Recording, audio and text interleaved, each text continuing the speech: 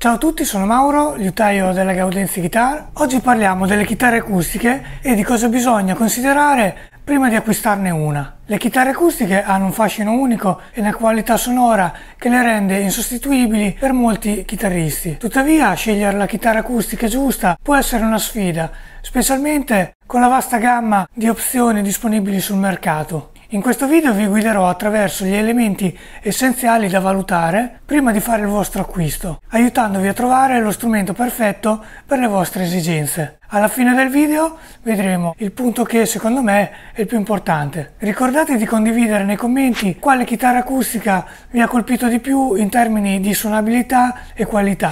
Inoltre vi ricordo che è importante considerare che le valutazioni sulla suonabilità e sul suono di uno strumento devono essere fatte quando esso è ben settato. Il tipo di legno utilizzato nella costruzione di una chitarra acustica è fondamentale per determinare il suono, la risonanza e la durabilità. La scelta del legno varia notevolmente tra le chitarre economiche e quelle di alta fascia. Vediamo le tre principali categorie e le loro caratteristiche.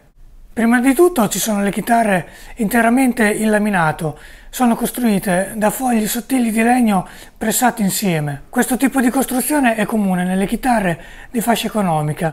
Il vantaggio è che sono molto più accessibili in termini di costo rispetto alle chitarre in legno massello e sono anche meno suscettibili ai cambiamenti climatici e all'umidità. Ma ovviamente ci sono anche degli svantaggi, infatti queste chitarre sono meno risonanti e ricche rispetto a quelle in legno massello.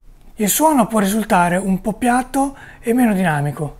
Poi abbiamo le chitarre con tavola armonica in legno massello e fondo fascia in laminato. È un compromesso comune nelle chitarre di fascia media. Qui la risonanza è decisamente migliorata grazie alla tavola armonica in legno massello, che offre un suono più ricco rispetto al laminato completo. E sono anche meno costose rispetto alle chitarre interamente in legno massello. Tuttavia, anche se sono migliori rispetto al laminato, non raggiungono la complessità sonora delle chitarre interamente in legno massello. Infine abbiamo le chitarre interamente appunto in legno massello. Sono tipiche delle chitarre di fascia alta e offrono la massima qualità sonora. Offrono un suono ricco, complesso e dinamico. La risonanza è superiore permettendo una migliore proiezione del suono e col tempo il legno massello tende a migliorare, diventando più risonante e offrendo un suono ancora più caldo e pieno. Però sono significativamente più costose rispetto alle chitarre in laminato o con combinazione di laminato e legno massello, e sono più sensibili ai cambiamenti climatici e all'umidità, richiedendo maggiore cura e manutenzione. Inoltre, se troppo rigide, potrebbero impiegarci anni per aprire totalmente il suono. Le varie forme e dimensioni della cassa offrono un'ampia gamma di opzioni per i musicisti, ciascuna con caratteristiche sonore uniche e vantaggi distinti. Vediamole più nel dettaglio. Iniziamo con la Dreadnought. Questo modello presenta una cassa ampia e profonda che favorisce una risposta potente nei bassi e un volume sonoro importante. È una scelta popolare per chi cerca una chitarra versatile e adatta a generi musicali diversi. La Jumbo, con una cassa ancora più grande rispetto alla Dreadnought. Le chitarre di tipo Jumbo offrono un suono ricco e pieno con una risonanza molto profonda nei bassi, ideale per chi desidera un tono audace e potente. Le chitarre Concert presentano dimensioni più compatte rispetto alla Dreadnought e offrono una risposta sonora più equilibrata e focalizzata. Sono perfette per chi cerca un suono caldo e intimo, adatto per il fingerstyle e gli arrangiamenti acustici. L'OM Orchestra Model combina le dimensioni più strette di una chitarra concert con una profondità simile a quella della Dreadnought. Offre un equilibrio versatile tra volume e tonalità ed è ampiamente apprezzato per la sua versatilità in diversi contesti musicali.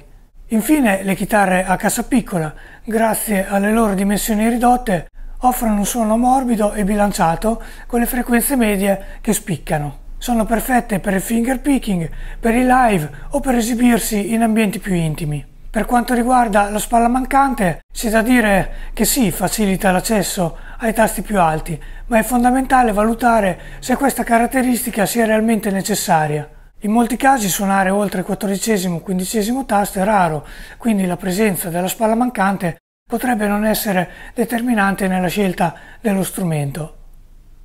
Nel mondo delle chitarre acustiche la verniciatura è un aspetto cruciale che influisce sia sul suono sia sull'aspetto dello strumento. Iniziamo con le vernici poliuretaniche. Questo tipo di vernice, comunemente usato nella produzione di chitarre acustiche, offre una protezione robusta al legno. Tuttavia, la sua chiusura ermetica può limitare la risonanza dello strumento, togliendogli un po' di naturalezza, a differenza della nitrocellulosa che è celebre per permettere al legno di respirare, mantenendo così la sua risonanza naturale. Quando applicata con precisione conferisce uno stile vintage, ma richiede una manutenzione più attenta.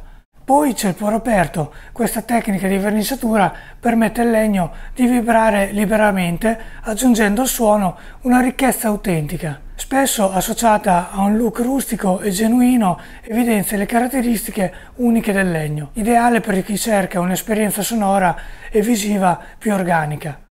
Quando si parla di chitarre acustiche, il capotasto e la selletta sono parti essenziali che influenzano direttamente il suono dello strumento.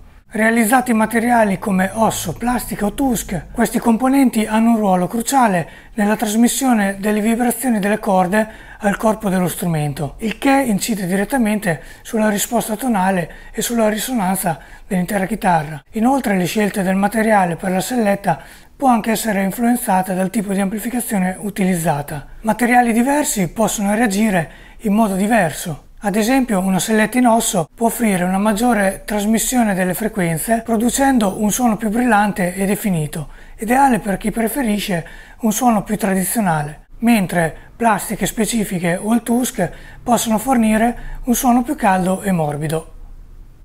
L'altezza delle corde è un elemento fondamentale nella suonabilità delle chitarre acustiche. Un'azione troppo alta può rendere lo strumento difficile da suonare, richiedendo sforzi eccessivi delle dita e compromettendo il comfort durante l'esecuzione. Ho fatto un video che spiega tutto questo, vi lascio il link in descrizione.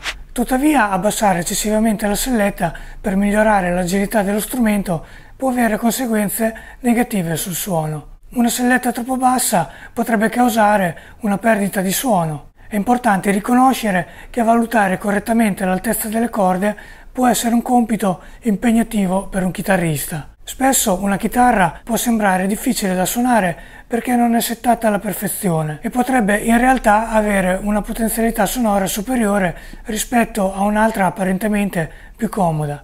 Inoltre, quando l'altezza delle corde è eccessiva, la chitarra potrebbe nascondere difetti non immediatamente visibili, come imperfezioni nel livellamento dei tasti o un'errata inclinazione del manico. Scegliere una chitarra con corde troppo alte può quindi comportare rischi di questo tipo.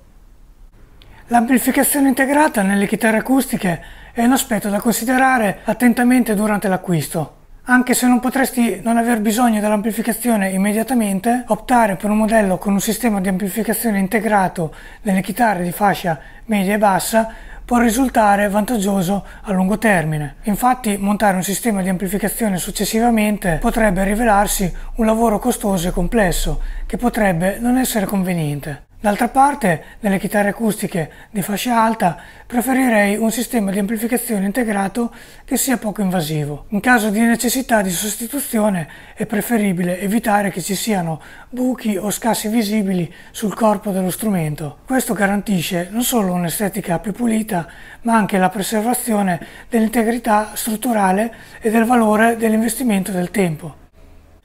È fondamentale valutare se il prezzo dello strumento riflette realmente la sua qualità complessiva. A volte un costo elevato potrebbe non corrispondere a prestazioni o materiali di alto livello, mentre strumenti più accessibili potrebbero offrire un ottimo rapporto qualità-prezzo. È importante considerare la reputazione del marchio nella valutazione di una chitarra acustica. Alcuni marchi sono rinomati per la loro affidabilità e qualità costruttiva nel tempo. Tuttavia è importante evitare di farsi influenzare troppo dal prestigio, in quanto anche produttori meno conosciuti possono offrire strumenti di alta qualità a prezzi più accessibili.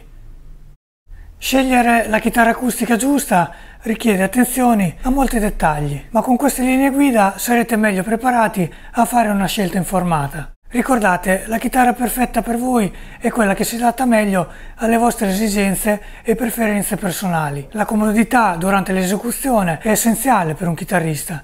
Elementi come la forma e lo spessore del manico, la larghezza del capotasto e l'accessibilità ai tasti alti influenzano direttamente il comfort di suonabilità dello strumento. Vi consiglio di provare diverse chitarre per trovare quello che offre il miglior feeling, perché la sensazione di suonare uno strumento è un elemento personale e soggettivo. Vi invito a guardare il video che ho fatto sulla qualità. Ci sono aspetti molto importanti da sapere anche per le acustiche. Quale chitarra acustica vi ha colpito di più in termini di suonabilità e qualità? Scrivetelo nei commenti, sono curioso di sapere la vostra opinione. Se questo video vi è stato utile, mettete un like e iscrivetevi al canale per non perdere i prossimi contenuti. Grazie a tutti per aver seguito il video fin qui, un saluto a tutti, ciao!